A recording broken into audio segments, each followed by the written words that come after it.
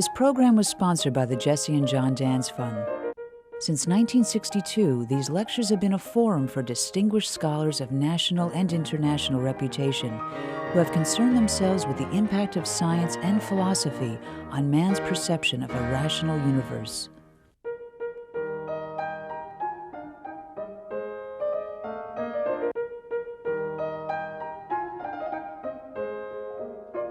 I'm Michael Halloran, the Divisional Dean of Arts and Humanities here at the university, and also co-chair of the Dans Lectureship Committee, and it is my great pleasure to welcome you all this evening to tonight's lecture. We are here tonight because of the very generous and foresighted gift made by John Dans upon his death. Over 40 years ago, he established this lectureship. John Dans had come to Seattle in the early 1900s and was a very successful businessman. He was best known, perhaps, for his chain of what was then fairly novel movie theaters. He was a self-educated man and read very widely.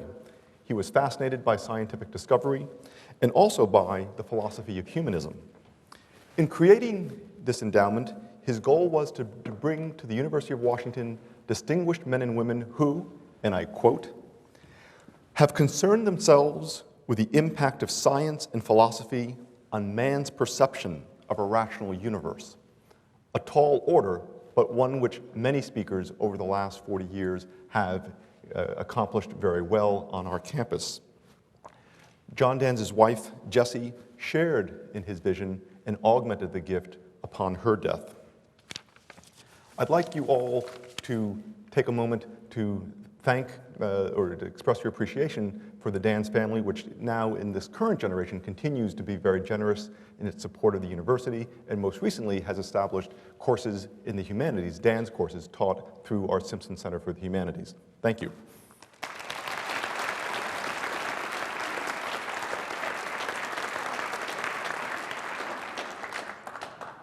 Tonight's speaker will be introduced by Kathleen Woodward, who is a professor of English and also the director of our Walter Chapin Simpson Center for the Humanities. Kathy?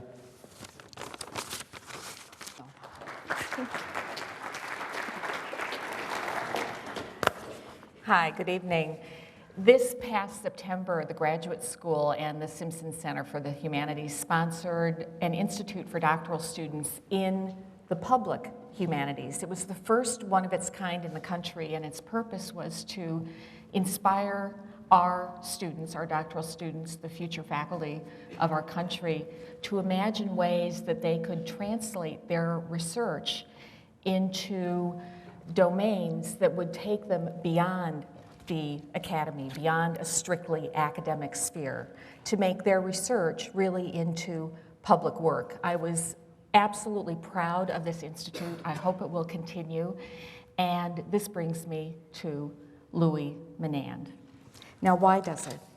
Because he is simply for us exemplary as a public scholar and a public intellectual. Exemplary. He's a professor of English at Harvard University. He's a staff writer for The New Yorker, and I learned earlier this evening that in fact, if you're a staff writer for The New Yorker, you're not allowed to work for any other magazine. So he did write before for the New York Review of Books, for Art Forum, for the New Republic, but for right now, that's on hold.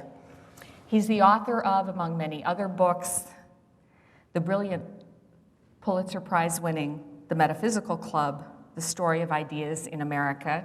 You know about that book. He's also the author of a collection of essays entitled American Studies. It appeared last year, and it has essays in it ranging from focus on Maya Lin, Richard Wright, and Pauline Kael, to the educator James Conant, and the intertwining of the lives of Jerry Falwell and Larry Flint, how they come together at a peculiar moment in American history. I'm in admiration of his many gifts, the incisiveness of his observations and the judiciousness of his temperament, his expansive curiosity, and the sheer scope of his work.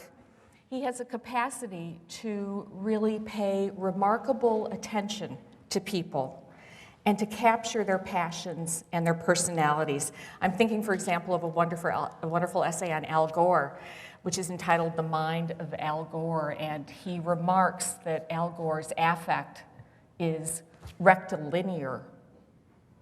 Very interesting. I'm in admiration of his own leavening wit and his bemused sense of humor, and I really want you to read his essay on The New Yorker. I'm in admiration of the clarity of his writing and the deftness with which he imparts insights that are profound, even as he articulates them with apparent ease. Here is one. Emotions that mean something, he writes, emotions that mean something should somehow surprise you. That seems to me just right. He's working on a book on the intellectual history of the Cold War, and his subject for us this evening is, Do Movies Have Rights? Here he is, Louis Menand.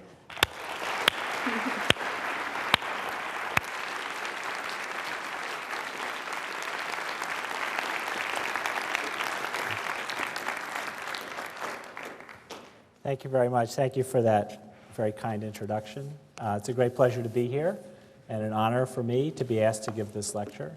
I'd like to thank Kathy Woodward, Dick Dunn of the English department for extending the invitation to give the lecture, and also to thank Yvette Moy for making it a great pleasure to be here for a couple of days. Do movies have rights? Obviously not. What a stupid question. Asking whether movies have rights is like asking whether guns have rights. Movies don't have rights. People have rights.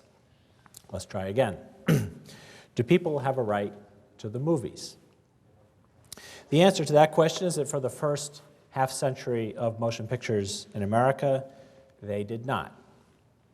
The Constitution of the United States did not cast its magic cloak over Hollywood and its products. The movies were out there in the constitutional cold, along with cars and antidepressants and donuts. That is just another category of manufactured goods subject to regulation in the name of public health. I'm going to tell the story tonight of the transformation of the movies from something like cars and antidepressants into something like poems and newspapers. Before I start telling the story, I want to ask you to keep a couple things in mind about what we're talking about when we talk about rights. The first is that a legal right or a constitutional right is the ace in the legal deck. It trumps every other card. On the other hand, a pair of twos can beat it. Expression requires resources.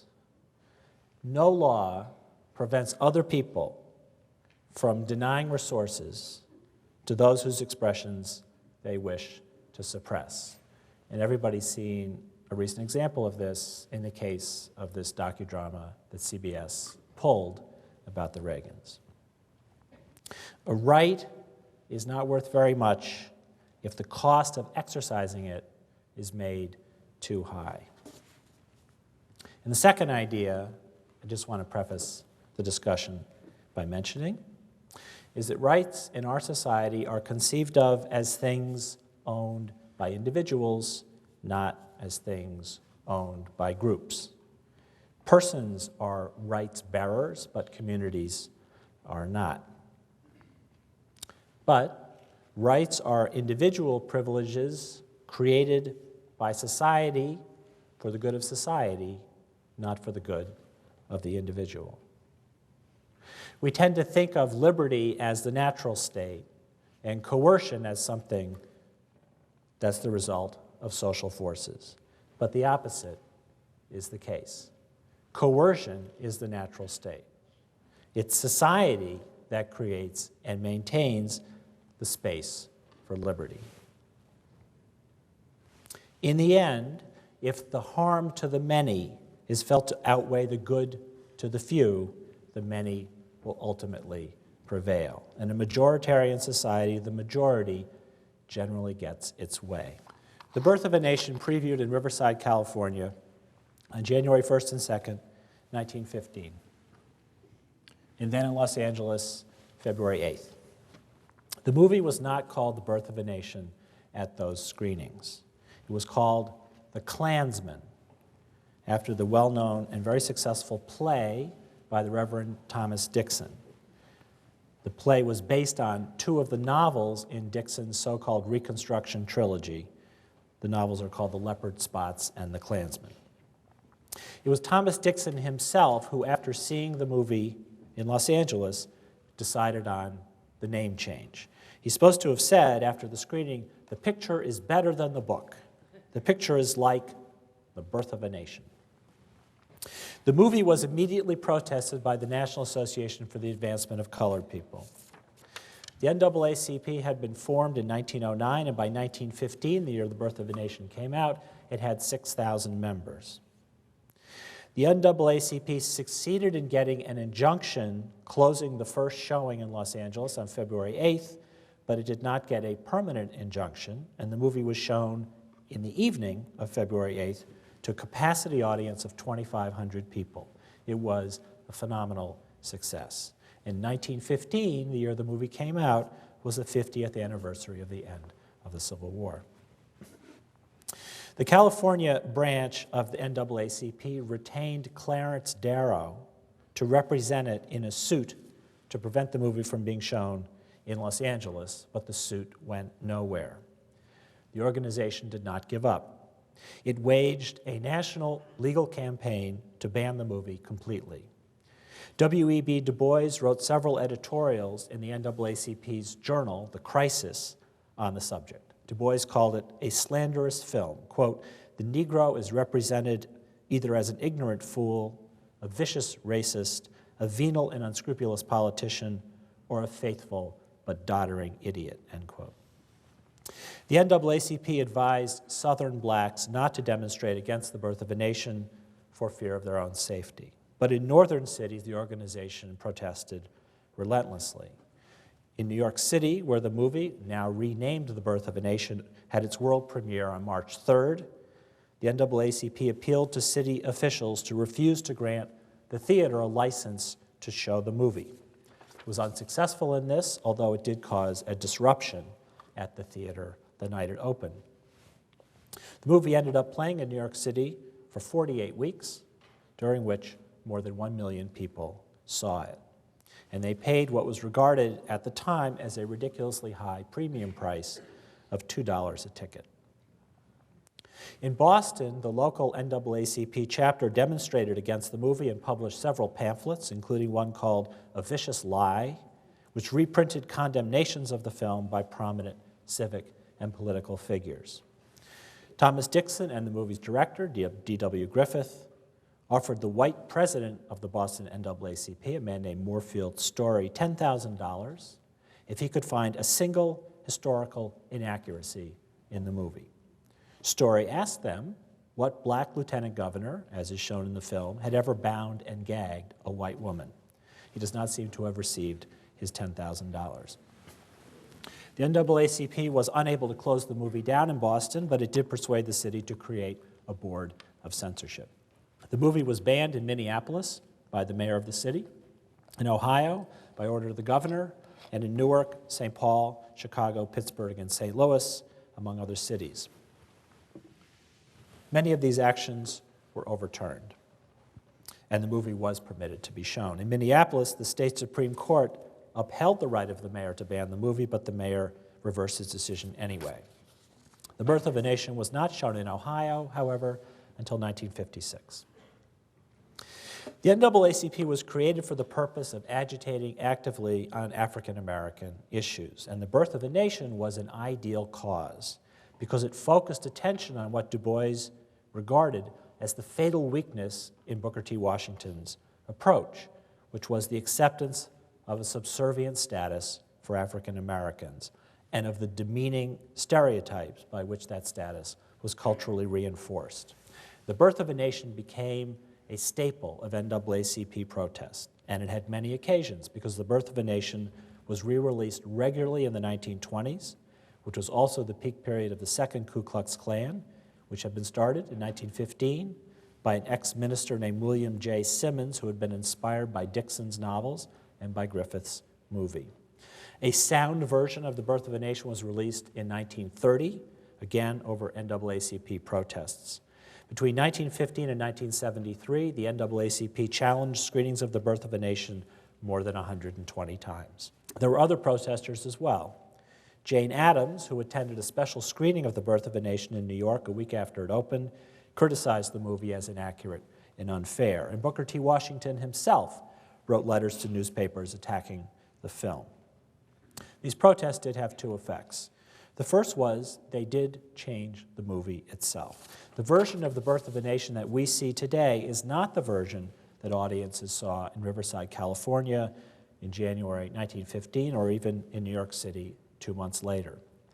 Scenes of white women being abducted by blacks in the riot scene in the second half of the movie were cut. An epilogue showing a letter Lincoln had written stating that he did not believe in racial equality was deleted. An explicit lynching scene was removed.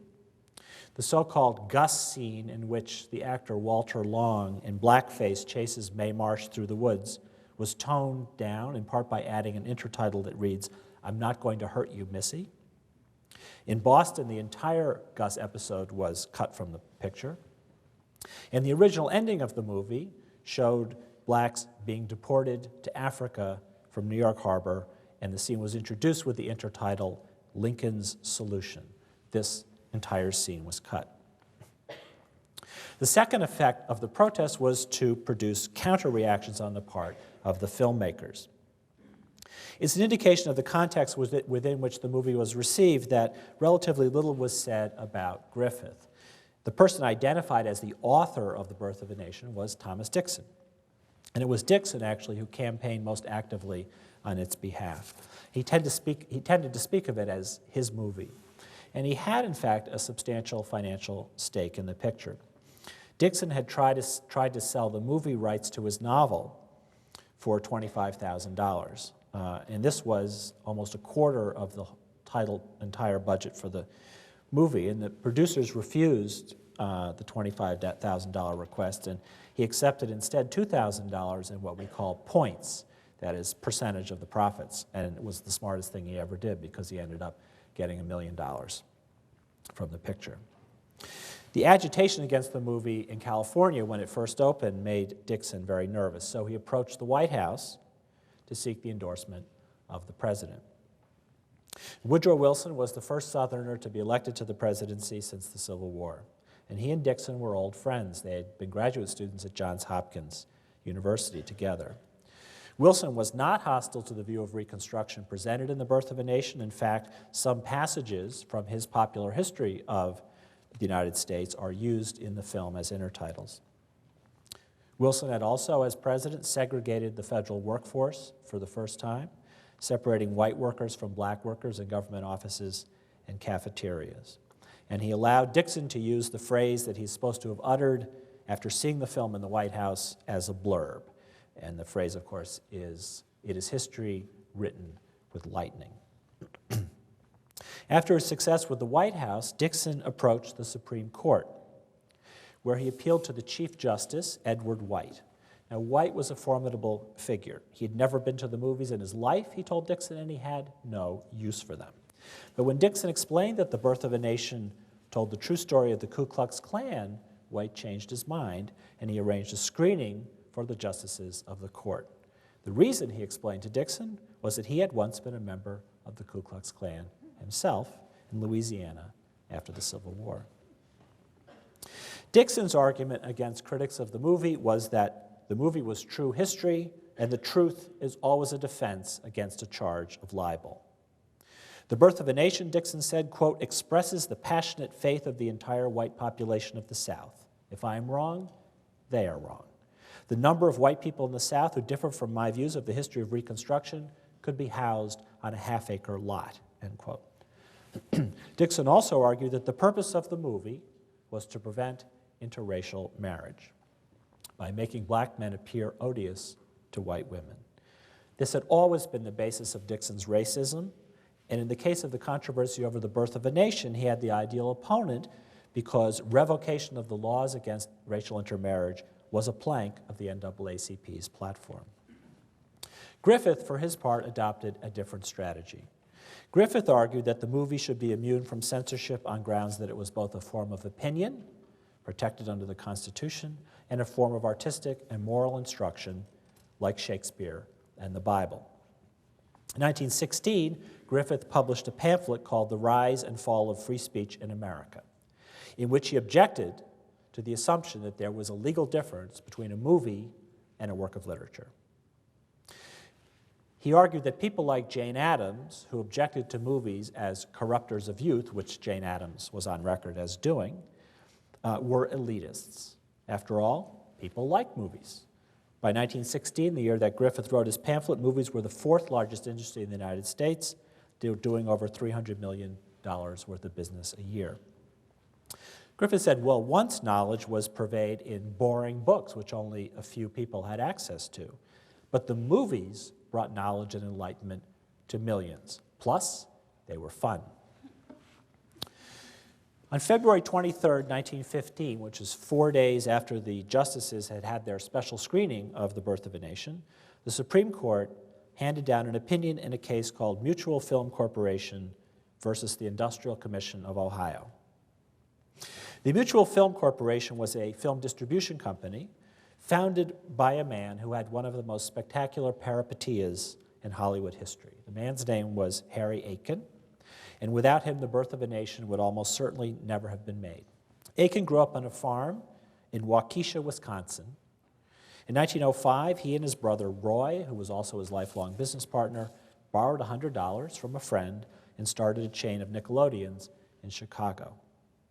9 years later, by 1914, the Aikens owned or had a controlling interest in two movie production companies, Majestic and Reliance, a foreign distributorship called Western Import Limited, and a distribution company, Mutual Production Company. They were among the first filmmakers to entice Wall Street bankers to invest in movie production, and they were among the first to advertise their movies in magazines. The Aikens had on their payrolls at one time or another Mary Pickford, Douglas Fairbanks, Lillian and Dorothy Gish, Charlie Chaplin, Gloria Swanson, Max Sennett, and D.W. Griffith. They also employed the future director, Raoul Walsh, who was then an actor, and you may know that he plays the character of John Wilkes Booth in The Birth of a Nation. The Aiken brothers lived together in a lavish New York City apartment with an English butler. They were the distributors and chief financial backers of The Birth of a Nation. But by 1918, 3 years after the movie came out, they were broke and back on the farm in Wisconsin, where they spent the rest of their lives dreaming of their big Hollywood comeback. The reason for the Aikens' business failure was the same as the reason for their success, which is that they were gamblers. When Griffith approached them to finance The Birth of a Nation, a typical movie was 2 to 4 reels long and cost between $2,000 and $10,000 to make. The Birth of a Nation is 12 reels, and its budget was $110,000. No one but the Aikens were willing to fund it. In fact, Harry Aiken could not persuade the boards of either of his companies, Majestic or Mutual, to back the picture. The boards told him that they preferred to stick to 4-reelers. So Aiken raised the money himself, and he created a new company called the Epic Producing Corporation to distribute the movie. And the Aikens personally invested $59,000 in the picture. The board of Mutual, which had refused to fund the movie, responded by firing Harry Aiken as the president. So he proceeded to create another company called Triangle Film, and that was the beginning of his downfall. He had the bright idea, Harry Aiken, of signing Broadway stage actors at enormous salaries to come to Hollywood and perform in his films. What he discovered is that stage actors tend to be older people, and their faces look fine from the 10th row, but the movie camera is not kind to them. He lost his company, he lost his studio in Culver City, and he lost his shirt. He was a mogul for a minute. On the other hand, it's a minute longer than the rest of us are likely to be a mogul. When The Birth of a Nation came out, Mutual, Harry Aiken's old company that had fired him, was in the midst of litigation against several states, including Ohio, that required movies and other public entertainments, theatrical productions, and so forth, to be licensed by a special board before they could be put on. Mutual's suit against the Ohio board was called the Industrial Commission, went to the Supreme Court. Now, laws requiring the licensing of public entertainments have been on the books in the United States forever. Producers of those entertainments had sued licensing boards in the past to recover the right to put on their productions when they'd been denied a license. What made the Mutual case different was the basis of the company's legal claim. Mutual asserted that the Ohio licensing law was a violation of its freedom of speech under the Ohio Constitution. You have to remember that in 1915 there was no extension of federal rights to states. The Bill of Rights was not incorporated into state law. So they sued on the basis of the guarantee of freedom of speech in the Ohio Constitution. It was the first case in American law involving movie censorship to be argued on free speech grounds. This originality did not do Mutual any good. The Supreme Court was unanimous in holding that a movie is not speech. And the language of the court's opinion is interesting. Quote, "The exhibition of moving pictures is a business pure and simple, originated and conducted for profit, like other spectacles, not to be regarded by the Ohio Constitution as part of the press of the country or as organs of public opinion. Movies are mere representations of events, of ideas and sentiments published and known. Vivid, useful, entertaining, no doubt, but capable of evil, having power for it, the greater because of their attractiveness and manner of exhibition. It was this capability and power, and it may be an experience of them, that induced the state of Ohio to require censorship before exhibition. We cannot regard this as beyond the power of government," end quote. Now, the logic is important. Mutual had argued that movies are speech and therefore shielded from the kind of prior restraint represented by this Ohio licensing requirement by the Constitution. It also argued that movies are property. It's a product, after all, created by a business, and therefore they're shielded from interference from the state by the Contracts Clause of the Constitution. Now, Mutual was trying to catch the court on a fork. If the court holds that movies are expression, then Mutual's products are protected from prior restraint by the Ohio Constitution. If, on the other hand, it holds that movies are a business, then those products are protected by the Contracts Clause of the United States Constitution. In order to hold that the movies are not speech, the court had to find that they have no original power of expression, which is exactly what the court did say. The court said movies are not original, they're just representations of things that have already been known and said. This leaves the aesthetic properties of the medium, their emotional force, as the defining element. And now the court found that that aesthetic power, that emotional force that movies have, is potent enough to engage the legitimate exercise of the state's police power. In other words, the court justified the obstruction of the use of private property by the claim that the public good and public safety required it, because the police power can trump the Contracts Clause. So now you can see the constitutional basis for the NAACP's protests and the reason why Dixon went out of his way to seek the approbation of the President and the Supreme Court. In 1915, the Constitution did not protect movies from censorship. Censorship, in fact, was the norm, and the possibility that the birth of a nation might be suppressed was perfectly real. There was nothing in the law to prevent that from happening. In 1914, the year before The Birth of a Nation was released, the National Board of Censors, whose rulings were followed by many of these state censoring agencies, reviewed 5,700 films. It required changes in almost 10% of them, over 500 movies, and it condemned 79 films completely. Even after these were revised and resubmitted, 27 were completely banned anyway. The National Board of Censors had approved The Birth of a Nation, though, on a split vote. And by 1915, the board was reviewing every film made in the United States before it could be shown and charged a fee for every film it reviewed, as did all local censorship boards. It's estimated that the total cost to filmmakers for dealing with these boards across the country was $500,000 a year. That was the motivation for Mutual's lawsuit. The cost of submitting the prints to the censorship boards, which normally charged $1 a reel to review the movies, and the interference that was created in plans for advertising movies by having to go up before boards in separate jurisdictions.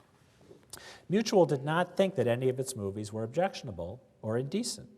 who was perfectly willing to take the chance that after the movie was exhibited, it would be found in violation of decency statutes. In fact, Harry Aiken was a religious man, and he had refused to distribute movies that he considered unclean.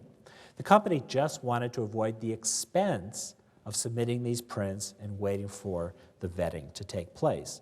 And that's why they objected to the licensing process as an exercise in prior restraint. They had no intention of distributing dirty pictures. So we find a progressive group we assume to be devoted to the cause of civil liberties, the NAACP, calling for censorship. And a commercial entity we assume to be indifferent to those liberties, the Mutual Film Corporation, attempting to broaden the protections of the First Amendment. This seems anomalous to us, but it reflects the status that the idea of rights had around the time of the First World War, when rights talk was understood by most people to be inherently conservative. Rights were invoked by businesses and by courts in order to claim protection from regulation by the state.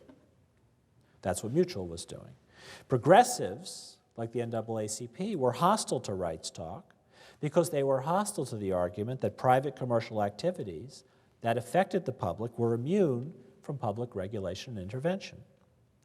The chief constitutional wedge that was available to be driven into the law protecting private corporations was the police power, the power to regulate things for the purpose of public safety and welfare. And that's the power cited by the court in Mutual versus Ohio, and it's the power that was regularly invoked by the NAACP in its protests against the birth of a nation. The NAACP tried to persuade courts and governments that the public peace would be disrupted if the film was exhibited in its intended form. And as we've seen in a few places, that argument was successful. It wasn't so much sensitivity towards African Americans that prompted white mayors and governors to ban or censor The Birth of a Nation. It was the fear that the movie might incite mob violence. And The Birth of a Nation, after all, is, from first to last, a justification for vigilantism. The effects of the controversy over The Birth of a Nation and the Mutual decision in the same year were long-lasting.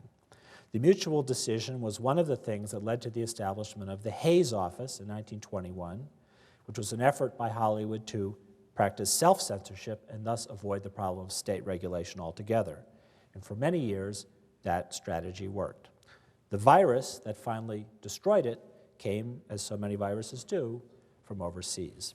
Mutual was the law of the land for 37 years, until 1952. The case that overturned it and that led the Supreme Court to declare movies eligible for First Amendment protection is known as the Miracle case. The key figure in this story is another distributor, a man named Joseph Burston. Burston was a Polish immigrant who came to New York City in 1921 when he was 20. He worked first in the diamond business and then as a press agent for the Yiddish Theater in New York.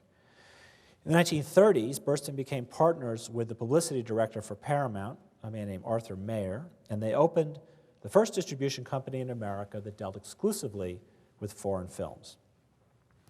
Burston and Mayer managed what used to be called art houses, or were later known as repertory houses, in large cities around the country. Burston was a smart businessman, but he also knew something about the movies. After the Second World War, he and his partner, Arthur Mayer, brought to the United States, among other European films, the classics of Italian neorealism, Open City, Paisan, Shoeshine, and The Bicycle Thief.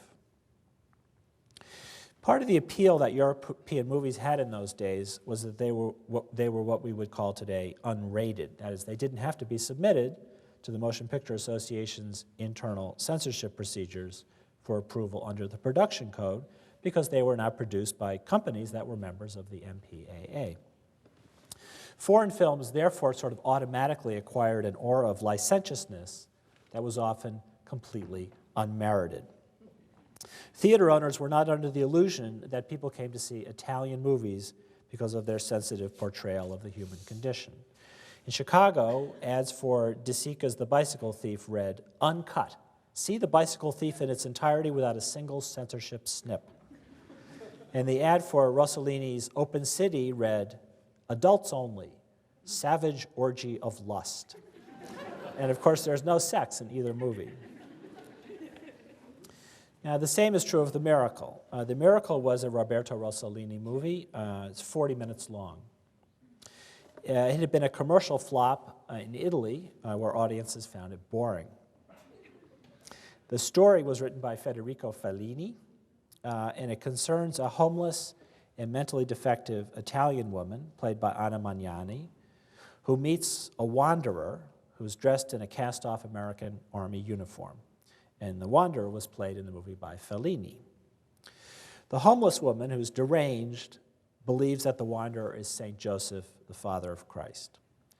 Sensing an opportunity, the wanderer gets the Magnani character drunk and has sex with her entirely off camera. The woman becomes pregnant.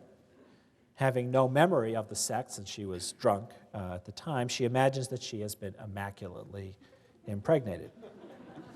The townspeople in this little village in Italy mock her savagely, and they crown her with a wash bowl for a halo, and she flees the town. At the end of the film, she gives birth in an abandoned church.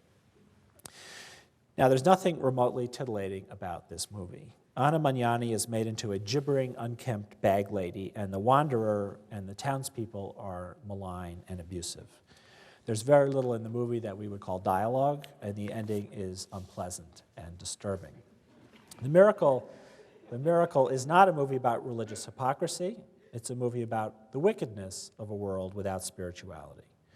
Rossellini called the film pro-Catholic. He said, quote, "It was an absolutely Catholic work," which may be taking things a little too far, but it's certainly not a satire of religion. This proved to be a distinction too fine for American audiences. In 1950, when The Miracle came to the United States, 6 states and about 200 municipalities had censorship boards whose approval was required to exhibit a film. And the industry by that point was paying about $1.8 million a year in fees and other costs to comply with these licensing requirements, although by 1950 this was an industry that was grossing $1.2 billion a year. Joseph Burston did apply for and did receive a license to exhibit The Miracle from the New York State Censorship Board, which was part of the Motion Picture Division of the state's Department of Education, which was an agency governed by the New York Board of Regents. In 1950, after he got his license, Burston combined the Rossellini movie with short movies by Jean Renoir and Maurice Pagnol, and he released all 3 of them under the title Ways of Love. Ways of Love opened at the Paris Theater in Manhattan on December 12, 1950. In 1950, the Paris was the leading venue in New York City, and therefore in the country, for foreign films. And the theater is still there. It's on 58th Street, just off Fifth Avenue across from the plaza. At some point within the next 2 weeks of the movie opening, it was seen by a man named Edward T. McCaffrey.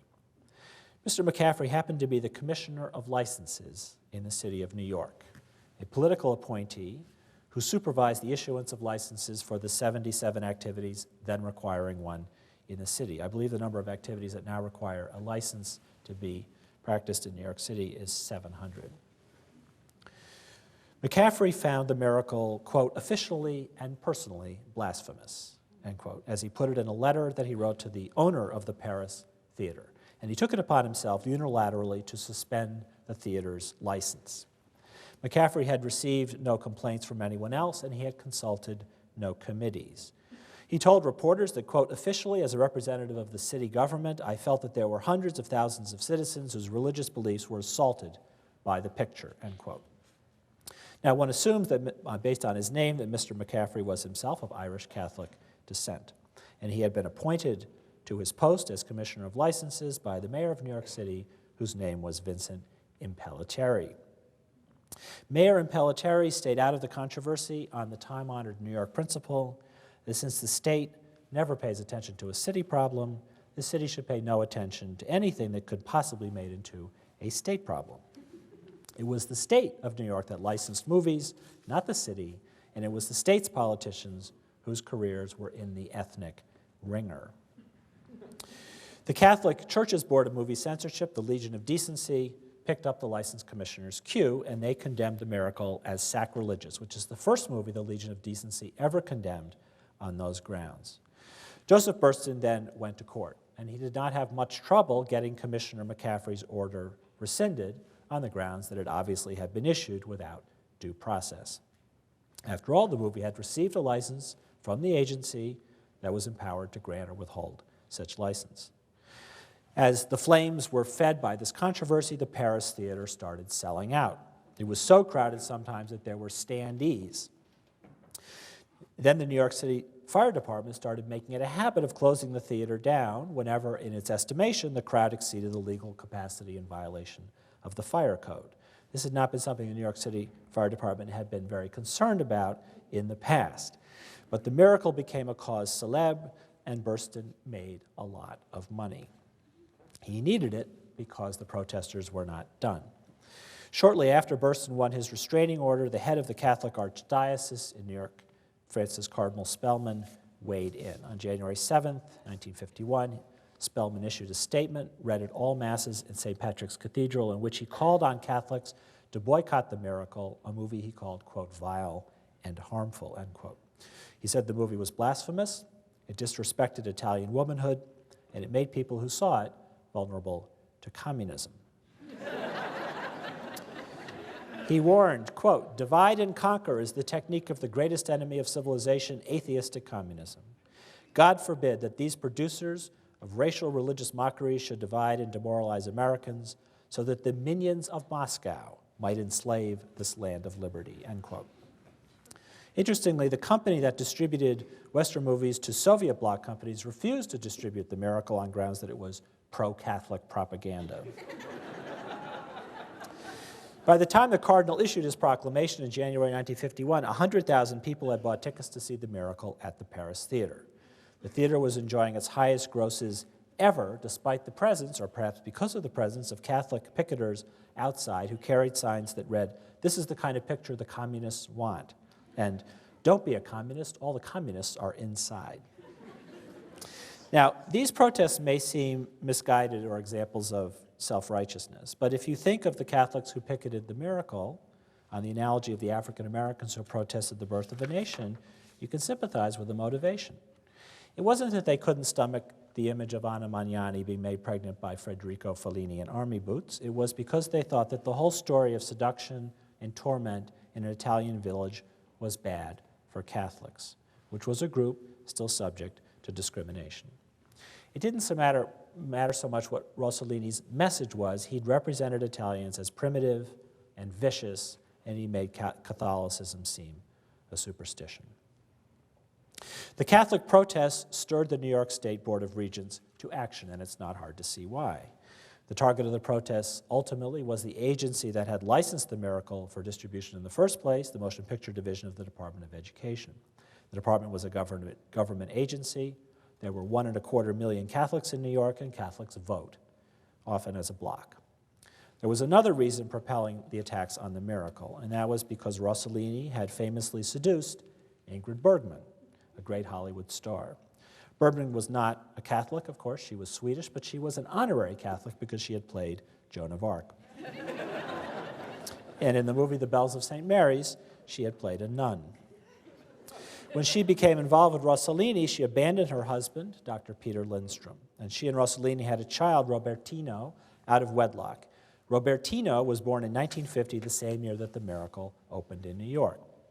This made Ingrid Bergman a pariah in America, and she was actually denounced on the floor of the United States Senate as, quote, Hollywood's apostle of degradation, end quote.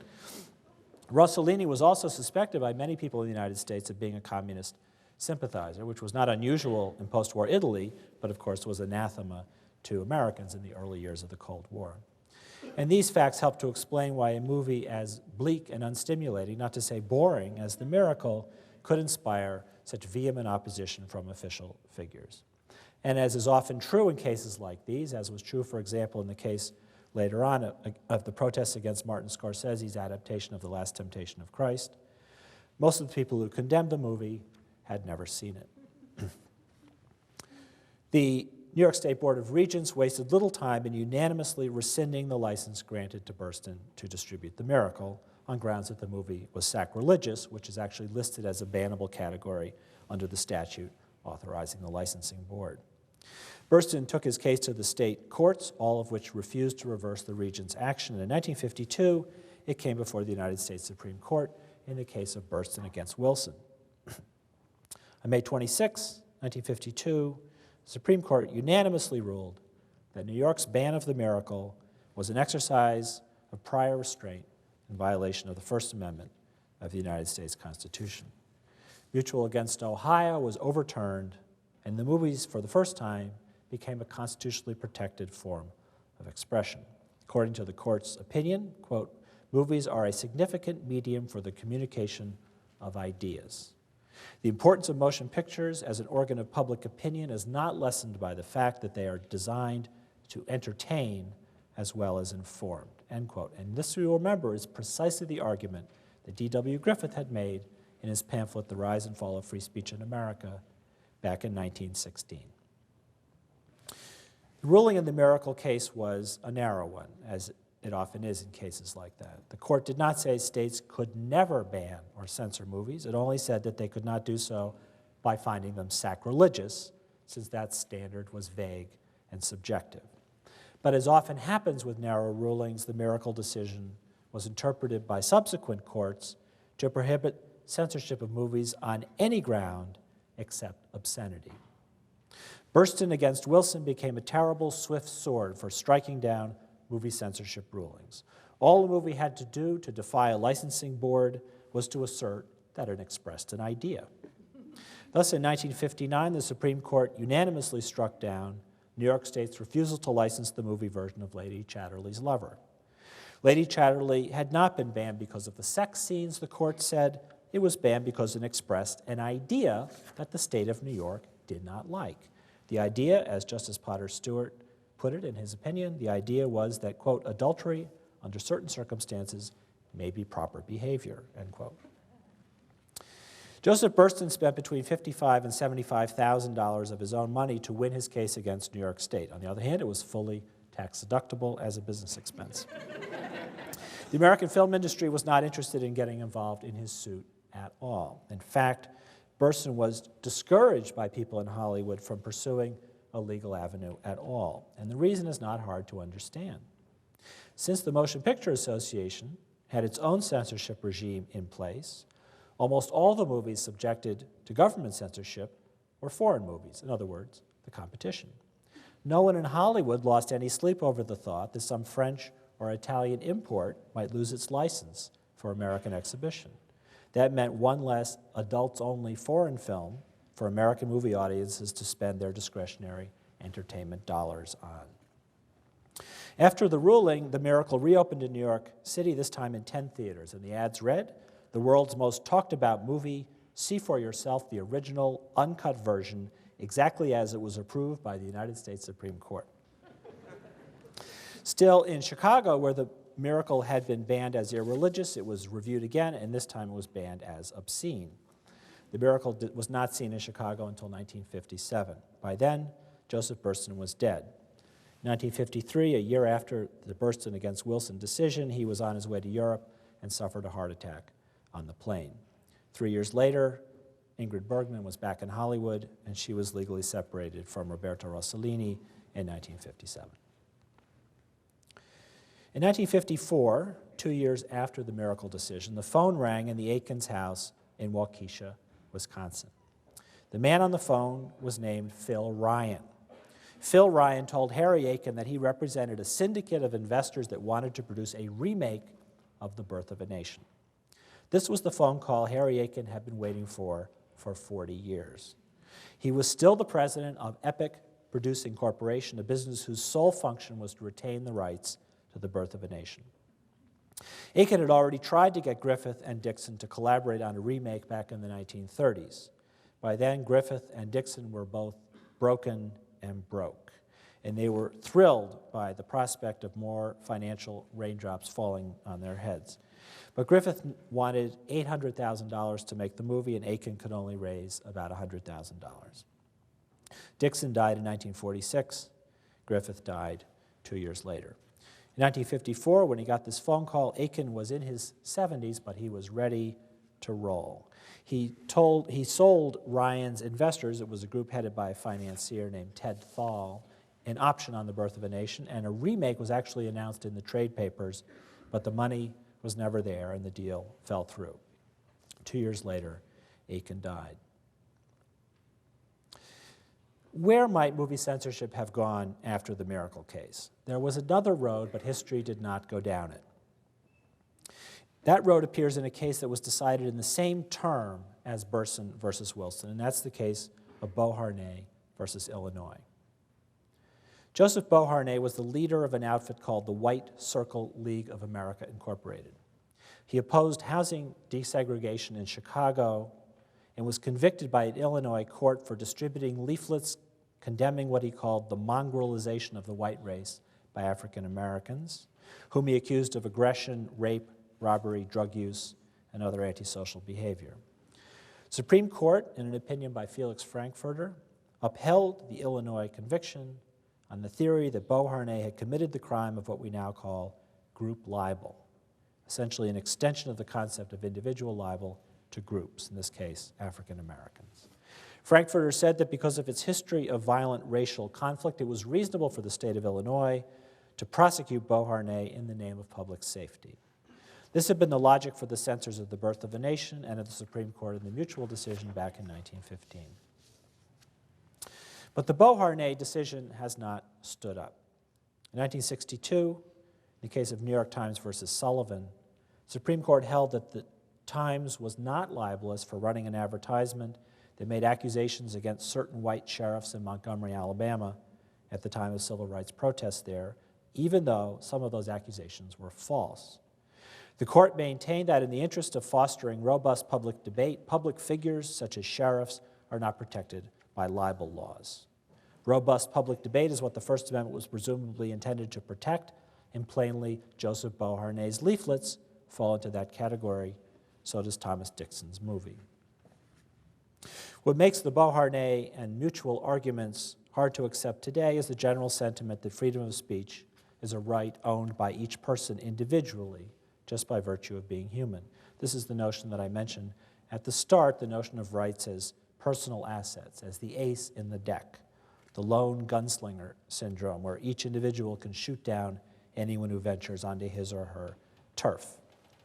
The argument against that, the Beauharnais argument, the group libel argument, is that racist and sexist speech does not foster robust public debate because it chills that debate by intimidating a whole class of speakers, by effectively libeling them. This argument has been brought up, but it has not met with success in recent years. But there is wiggle room there. For there just are cases where the majority wishes to suppress what it regards as dangerous. And if the constitutional road is barred, the majority will usually find another route.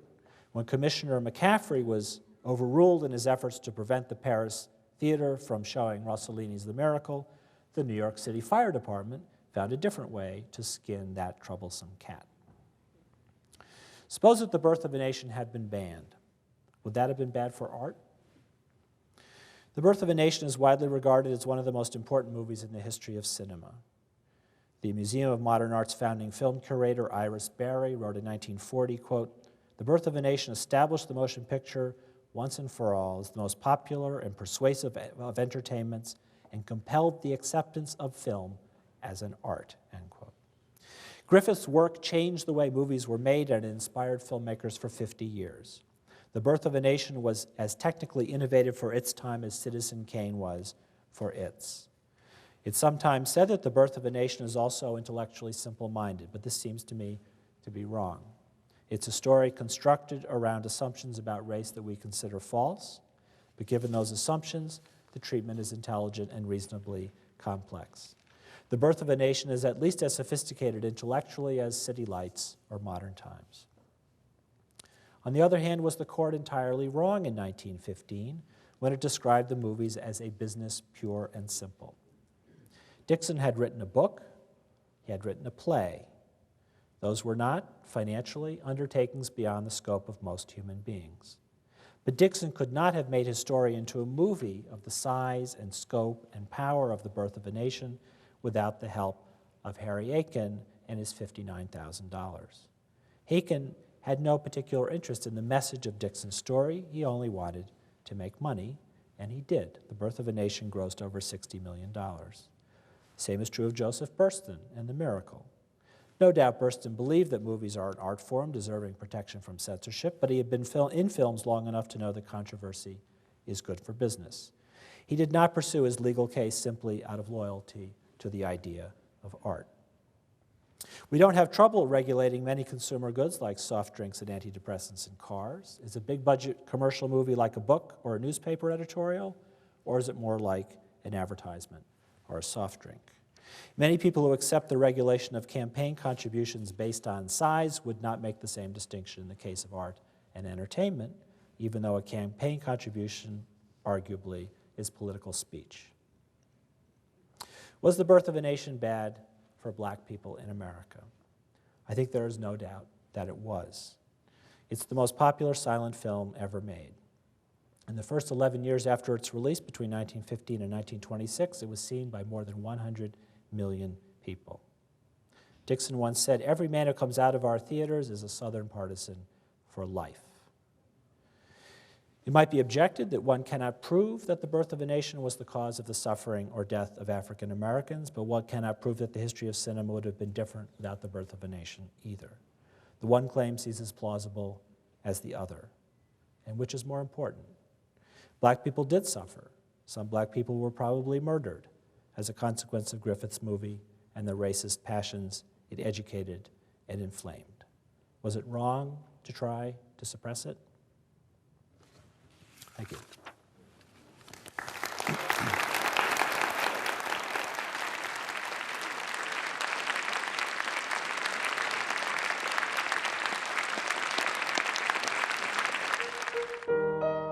This program was sponsored by the Jesse and John Danz Fund.